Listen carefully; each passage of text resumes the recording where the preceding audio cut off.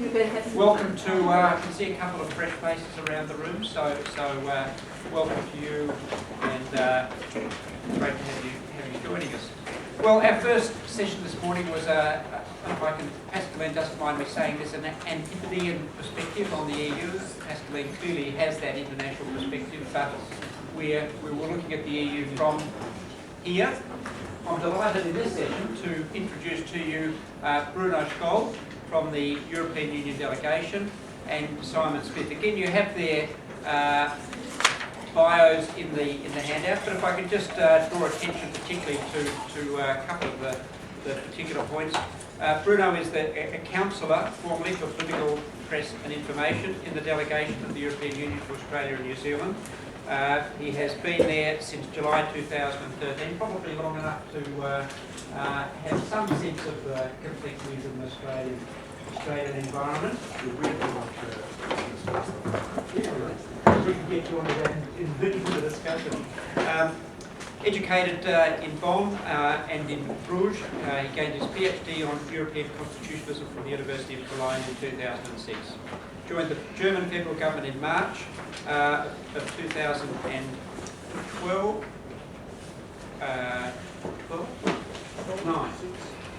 6, okay, that year was confused me, my apologies. Transferring quickly to the task force preparing for the German presidency of the EU in 2007. He's worked at the Secretariat of the European Council and joined the European External Action Service in January 2011.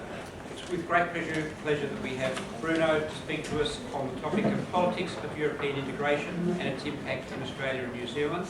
Seamlessly, as in our first session, Simon Smith will then pick up with the topic of the EU from the inside. And it's with great pleasure that we welcome Simon to Australia. He's been here since Thursday. Yep. Brings all the freshness of a European perspective to the Australian environment. Simon is the European Union Fellow at ANU for 2014, and he comes to us from the advisor for the Youth and Sport and the Director General of Education and Culture in Brussels. Read Natural Sciences at Cambridge, graduating in '76, and gained a degree from the Open University in Business Studies in 1980. He joined the European Commission in 1989 and spent the first 11 years of his career in the Directorate General with responsibility for telecommunications, standardisation, industry, small to medium enterprises and enterprise, and transferred to DG ACT in 2000. Thank you to you both. Over to Bruno. Many thanks. Many thanks for the kind introduction, and many thanks for receiving me as a new delegation to Australia and New Zealand. It's a privilege for me to be here and to share some of the thoughts we have on the very relevant topic of the whole session on crisis and commemoration during 2014 and the politics of European integration and its impact on Australia and New Zealand. I think with Ben's quiz at the beginning, you reached already a level of sophistication on European issues that I will not match. So it will be a relaxation for you, I think, to listen to me in the next 20 minutes. It's going to be less complicated than knowing the odd names of emperors many centuries ago. Maybe just a word, because it is relevant in this context.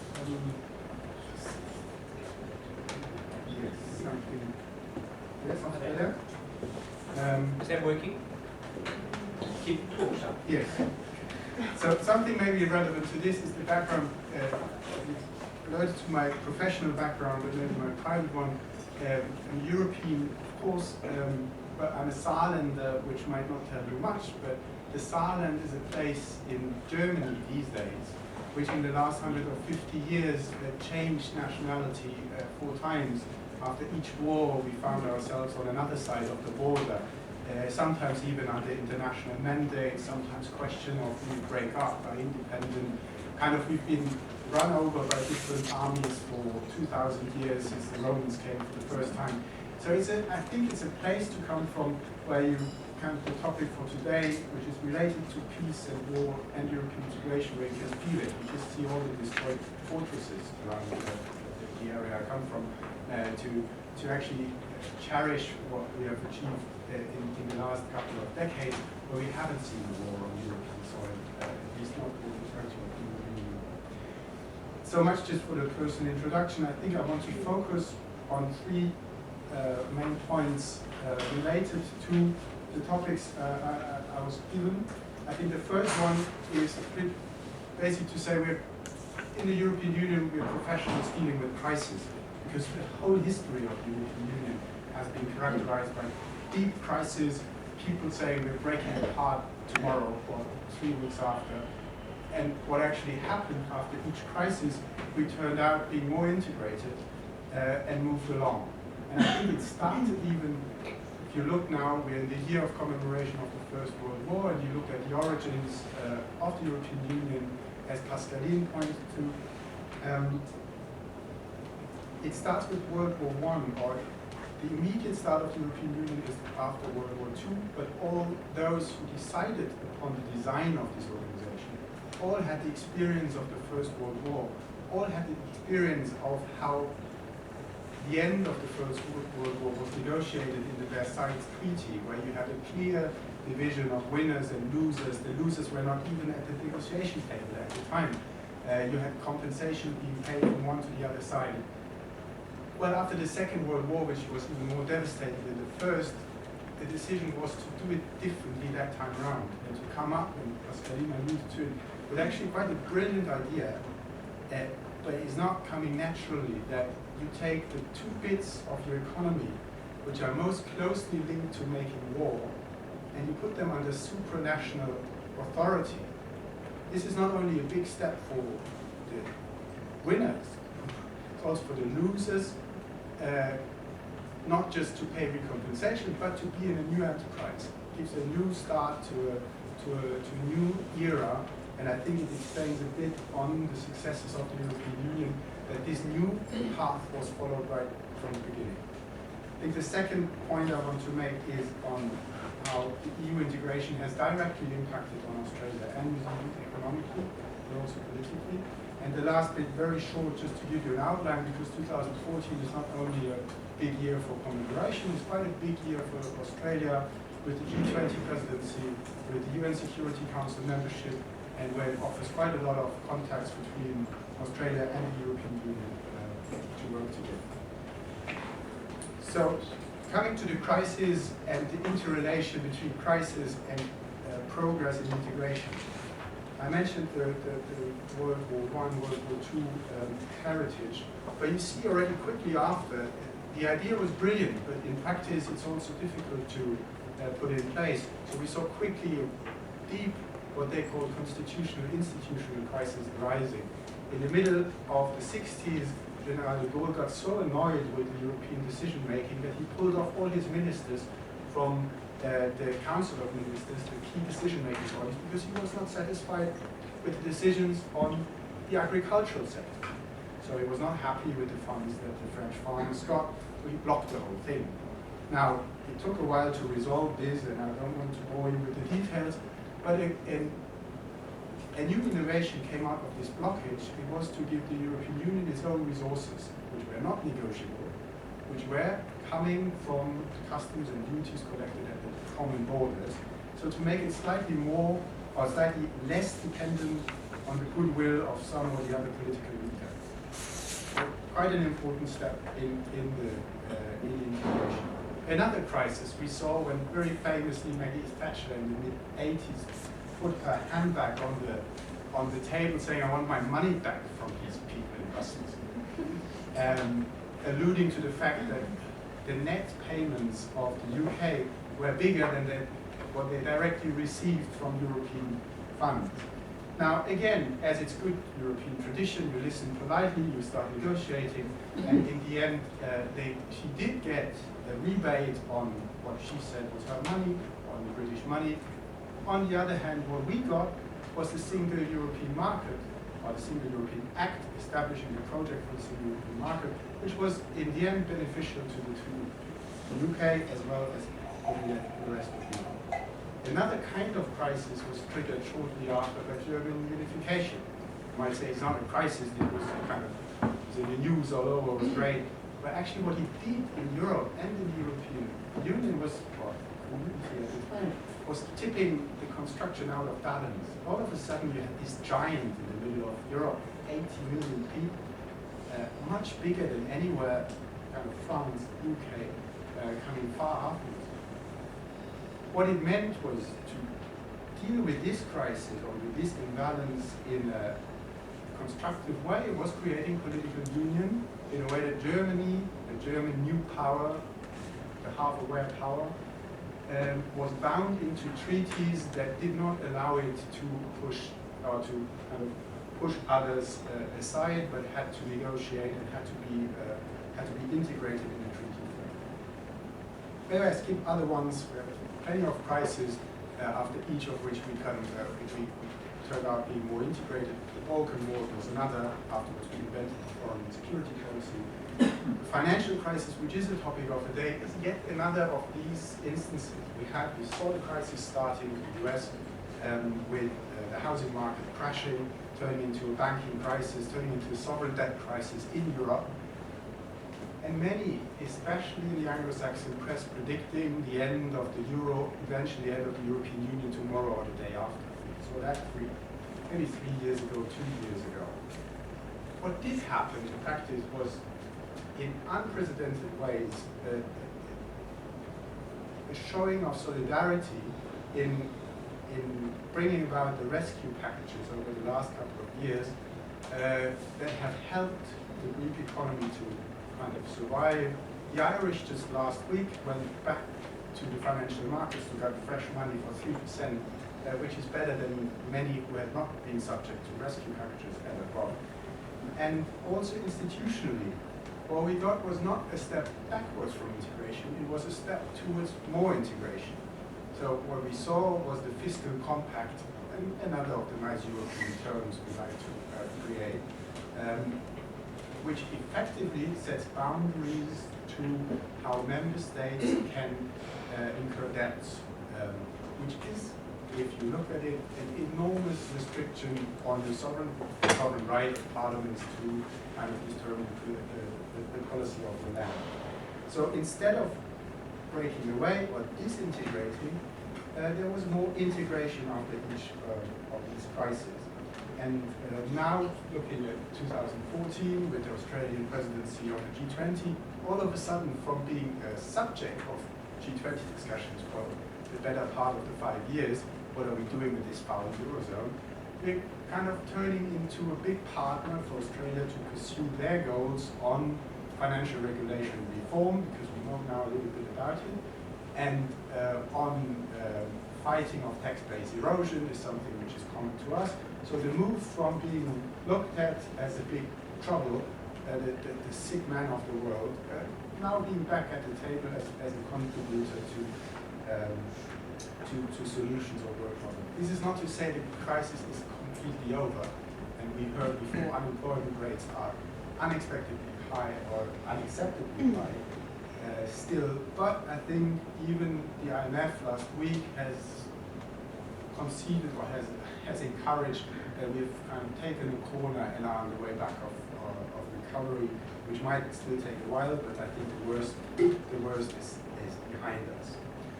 Now looking at the relation between European integration and Australia and New Zealand, we mentioned in the quiz already, we knew that it was launched in 1962, and but the relationship is fair to say probably is not free of frictions, and there is still some room for improvement.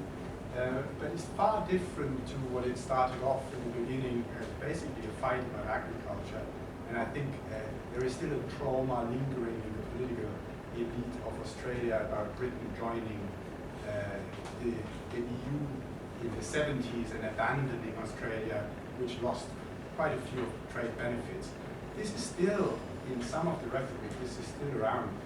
Even if you go to New Zealand, they tell you, well, these Australians, we knew before what the Brits would do. We negotiated a far better deal than the Australians. So they were far worse off than we did, and are kind of making fun about this. It just shows how deeply rooted the skepticism of this project is, which was basically annoying for the Australians to begin. Now, again, not to say we are over this. We have long discussions and funny stories about feta cheese and parmesan, that is problems of importing here or there. Even after we have a wine agreement, which is 3 years old now, we still have a fight over whether Prosecco is actually a sparkling wine from Northern Italy, like we believe, or is like you believe, is a grape out of which you can make wine, or tariff related and money behind. You won that last case, so we're over this. We're in the middle of still haggling about little problems, but they're not, they're little ones now. The positive agenda between the EU and Australia is far bigger. And just to highlight a bit of the relevance of the EU for Australia is to remind of a few figures which puts the whole rhetoric, and it's justified rhetoric, but it's about the Asian century and relation in Asia slightly into perspective. And you need to look at 35% of the government of Australia's foreign reserves are still held in euro. The euro goes bust, like anywhere, particularly a couple of years ago. It's also a problem for Australia, because you cannot just pull out your money the next day. But, well, luckily we are over that phase. But if you look at some other indicators, we are the largest partner for Australia in two-way service trade, larger than the US, larger than China, barely known. We are the largest supplier of direct foreign investment to this country, and 30% of Australian foreign investment goes to Europe, and it's only second to, not China, it's second to the US. Tells you still a little bit about the connections of Australia, which are not that much Asian yet. They might develop into that, but not quite there yet. Now, this is the economic bit of the relationship. There are very close ties in science and technology, in education, where we have researchers moving back and forth. We have the European centers who organize great events like this one. We have very close relations on environment, maybe slightly less these days on climate change, but we're still working on this. On very sensitive issues like passenger name records, which really go to the heart of privacy rights, we have an agreement with Australia to help fighting organized crime. It goes to a level of sophistication in the relationship which is actually much further advanced than any public discourse would suggest, where you kind of are confronted with the classic Europhobic stereotypes in the press quite often. I'm still astonished after half a year to come across that. But so in a country that is still where we are struggling to get a positive image, actually this coming year will be a good opportunity to work on that. We have an unprecedented stream of visitors coming over with the G20. In November in Bristol we have 2 European presidents. The one we know is Van Rompuy, but Barroso is there. We don't quite know yet, has to do with the parliament elections.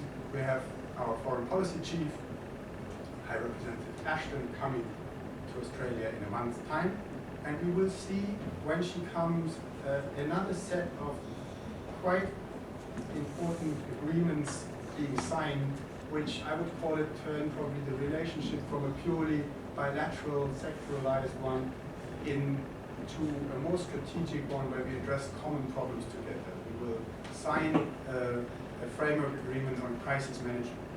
This will offer the possibility to fight together piracy off the coast of Somalia.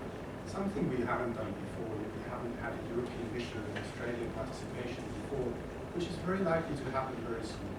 We will sign off an agreement on working on development policy together. Again, something which is quite the first time actually the European Union does it with anyone is with Australia, where Australia spends some EU taxpayers' money in Fiji, while we pay some Australian taxpayers' money in Sudan. And when it gets to the money, people are quite touchy, as you are well aware. But it displays kind of a level of trust which has developed over the years, which is quite remarkable. Let me just maybe, not to go on for too long, just to say that the goal in the bilateral relationship still remains that we move it as Europeans. We love treaties. We base it on a joint treaty with Australia that defines our relationship. We're in the middle of negotiating. This is going on for a couple of years. But we hope that maybe this year we're going to make a breakthrough. So let me end by saying that for us Europeans, the year 2014 is truly a year of commemoration, not only World War I, it's also the commemoration of the fall of the Berlin Wall, which was another defining moment in our history.